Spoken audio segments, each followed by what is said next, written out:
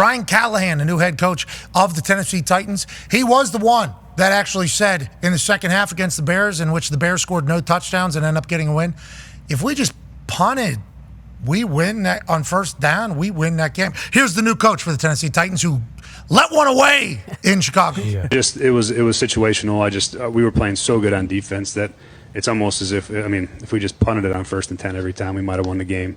The way that we gave it away. So they got a lot to kind of figure out down there in Tennessee. Mm-hmm. I think what we saw in the first half will make us think Tennessee Titans could be a team. Mm-hmm. What we saw in the second half shows us that Will Levis still has a lot of room to grow. Mm-hmm. Now, is it Will Levis? Is it Callahan? Is it the conversation? Who's letting Will know, hey, we don't need you doing any do-si-do, tossing backhanded in the fourth quarter with 11 minutes left, and we're giving up the ball. Obviously, we're talking about the backhanded pick six that ends up taking place. This is kind of the one. And then him on his knees with his hands on his head right there, bang. No. That has kind of become the image of the Tennessee Titans from week one. Saw a lot of promise from them in the first half, though. I'm still a believer in the Tennessee Titans. Yeah, especially because, the defense played unbelievable. Yes, it was against a rookie quarterback, but he threw for less than 100 yards, and they were great against the run game as well.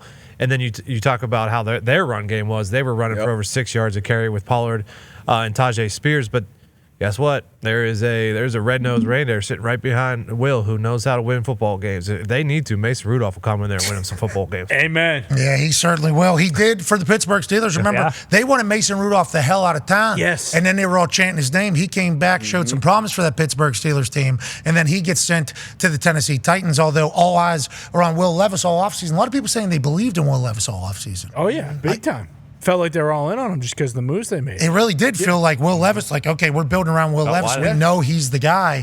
That was kind of surprising to me with how he played last year, but I appreciated and respected the amount of, push behind him. And then you watch him in the first half, it's like, all right, here we go. If he can manage that second half, if he can manage the emotions of the game and the situations of the game, maybe they're a real problem down there in Nashville, which is a wonderful city. Yeah, and there was a point where it was either 17-10, maybe 17-16, and he was going up and down the sideline screaming his head off, so maybe has to figure that out a little bit. But to your point, they kind of went and got the best offensive weapon available in Ridley and the best defensive weapon available in Snead. And then they got the best center, you could argue, in free agency too, in Cushenberry. So if they're all in on Levis, he better not throw backhanded pick sixes to lose games. Yeah, and that was it was an impressive backhanded pick six. Oh, he can make that pitch, Coach. You know what it looked like? Who's that? 2 sprains.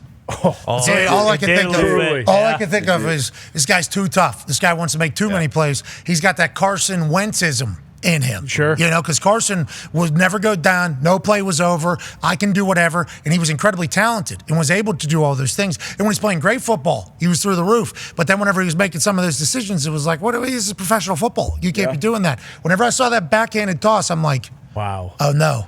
You better not have that same ism that Carson had, because that'll lead you into some bad spots. Now, with that being said, if his upside is anywhere near what Carson Wentz's upside is, I think everybody in Tennessee is pumped about that. Just got to manage the game a little bit. Yeah, I still believe in him. It's early. You won't overreact to week one. It was a terrible play, but you look at what happened on the other side with Bears. Caleb Williams, he made some, not so great plays, but didn't put his team in a situation where he was going to lose the game. You saw Kevin Byard speaking after the game like, hey, sometimes it's going to be the defense or maybe the special teams that makes a big play, and the offense doesn't really do shit or show up, and that'll flip throughout the season. But I still believe in Will. I still believe in the weapons and the team that they assemble, and we know in the AFC South it'll come down to the last 2 weeks. If we go back to what the Gronk said, there were some disappointing teams, the Carolina Panthers most specifically. Mm-hmm. We're staring down – I don't want to say it because it's a rude thing to say to somebody. And I don't think that Bryce has been given necessarily the most fair opportunity. Sure. Now,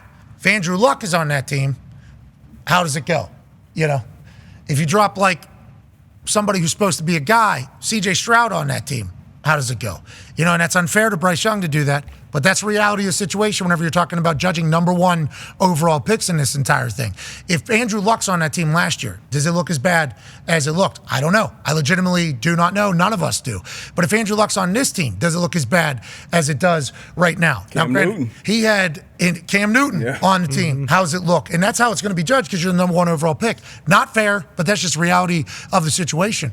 If it continues to go like this, they're going to start putting him in the they're going to start putting him in that The wheels on the bus go through Carolina. That's what they're going to say in this entire thing.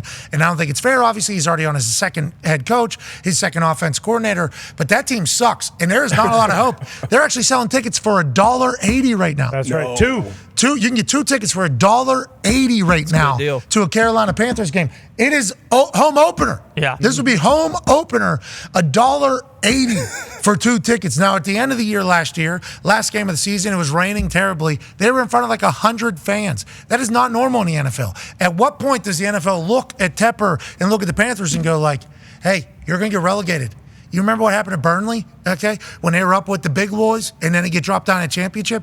We might have to do that to you. Yep. You're embarrassing us. Whenever they show the stadium and it was completely empty last year, it looked like a COVID game. Yep. Now, $1.80, nobody in the NFL wants like that. Everything in the NFL is like this. Everything in the NFL is like this. Ratings, merch, sales, money, platforms.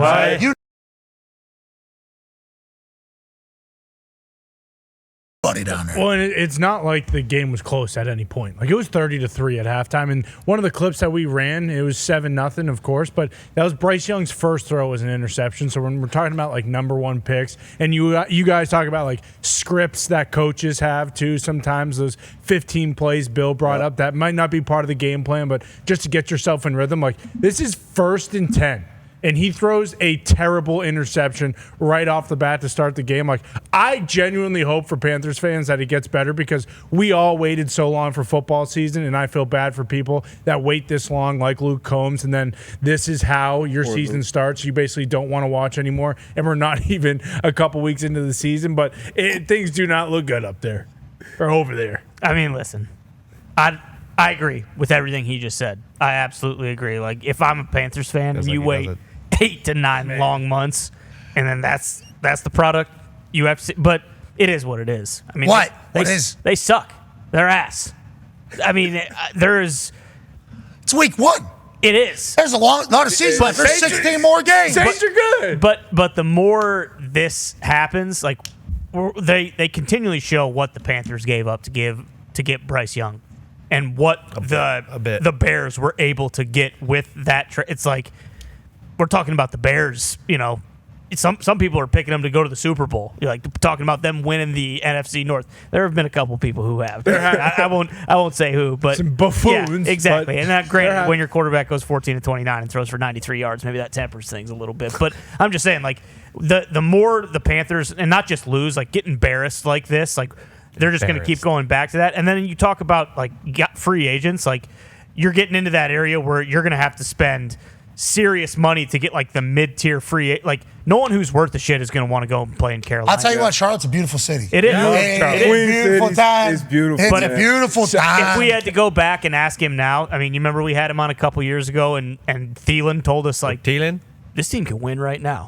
I'd like to check back in with Thielen and see kind of just where he's at. Well, I'll tell you what, Lake Norman's a beautiful place. It is. They got a golf simulator in the locker room. You're right. Cool. I forgot about that. They got the second wealthiest owner in the NFL. That should help, right? That should certainly help something. All those things like basically point to like, hey, they suck at football, but they got a golf simulator, so it's got to be kind of fun. Well, on that note, we got an incredibly cool-looking guy playing for the New York Giants, and he's about fed up with it. Yeah. Kayvon Thibodeau was meeting with the press after their terrible loss to the Minnesota Vikings, and this is how that went. Look how cool he looks, though.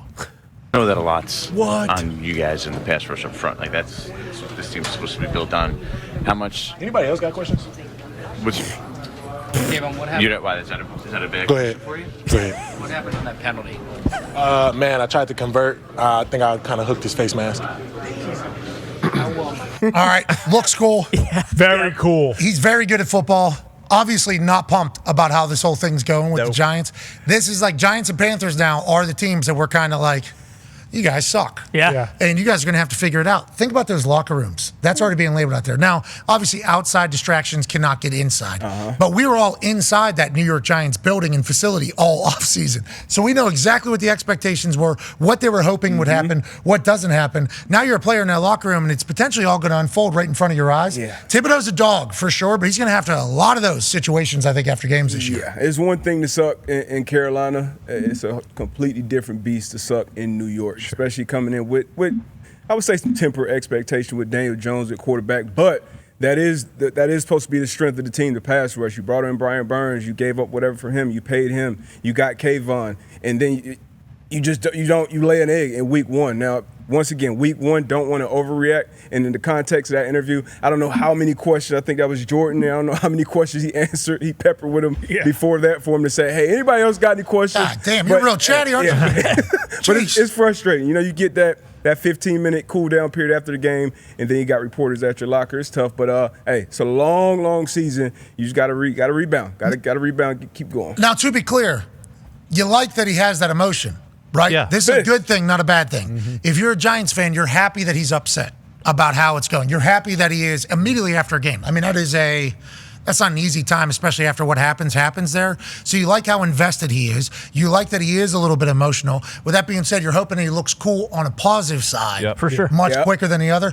2 Chainz looks sweet. Oh, So my cool. gosh. Shades. Thick Cuban links there with the thing, and then in the shirt. The shirt was cool. Hair's tight. Dude, he thought they were winning. Yeah, Oh, without a doubt. definitely. That's a Sweet one, baby. we're winning outfit. Yep. You know, that's we're figuring it all out.